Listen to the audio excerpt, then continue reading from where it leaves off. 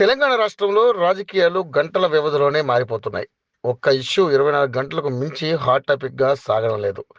ఎప్పటికప్పుడు పార్టీలన్నీ తమ వ్యూహాలను మార్చేస్తున్నాయి. తాజాగా రాజకీయం రైతు బంధుకు షిఫ్ట్ అయింది. నిన్నటిదాకా ఇవ్వలేదని రాజకీయ పార్టీలు గగ్గోలు పెట్టాయి.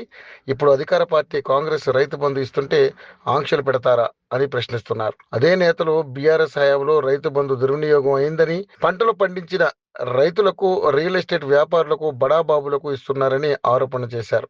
ఇప్పుడు అందరికీ ఇవ్వకుండా ఎందుకు కోతలు పెడుతున్నారని అంటున్నారు. ఈ రాజకీయానికి కాంగ్రెస్ కౌంటర్ ఇచ్చేందుకు తడబడుతోంది. రైతు బంధు అంటే పంటలు వేసే రైతులకు పెట్టుబడి సాయం చేయడం, మరి పంటలు వేయని రైతులకు ఎందుకు సాయం చేయాలి? భూముల్ని వెంచర్లుగా మార్చిన వారికి ఎందుకు సాయం చేయాలి? అంతకు మించి వందల ఎకరాల భూస్వాములకు ఎందుకు ఇవ్వాలి? ప్రజాధనాన్ని ధనవంతులకు ఇస్తూ ఎందుకు దుర్వినియోగం చేస్తున్నారు అనే ప్రశ్నలు బీఆర్ఎస్ హయాంలో ఎక్కువగా వచ్చింది. అయితే అందుకే బీఆర్ఎస్ ప్రభుత్వం కూడా రైతు బంధు విషయంలో ఆంక్షలు పెట్టాలని అనుకుంది. మూడోసారి గెలిచిన తర్వాత ఖచ్చితంగా ఫిల్టర్ చేస్తామని కేసీఆర్ చెప్పిన వీడియోలు కూడా వైరల్ అయ్యాయి.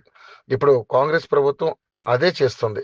ప్రజాధనాన్ని అందరికీ ఉచితంగా పంచడం కన్నా అవసరమైన వారికి, అర్హత ఉన్నవారికి ఇవ్వాలనుకుంటోంది.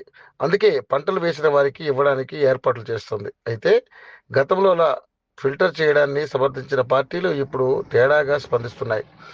రైతు బంధును ఎగ్గొట్టడానికే ఇలా చేస్తున్నారని అంటున్నారు. ఇందుకు కూడా కాంగ్రెస్ నాయకులు గట్టిగానే కౌంటర్లు ఇస్తున్నారు. కానీ మాటల కంటే చేతలతోనే విపక్షాల నోళ్లు మూతబడే అవకాశం ఉంది. కాబట్టి ప్రభుత్వం వీలైనంత తొందరగా రైతు బంధు పంపిణీ చేయాల్సిన అవసరం ఎంతైనా ఉంది.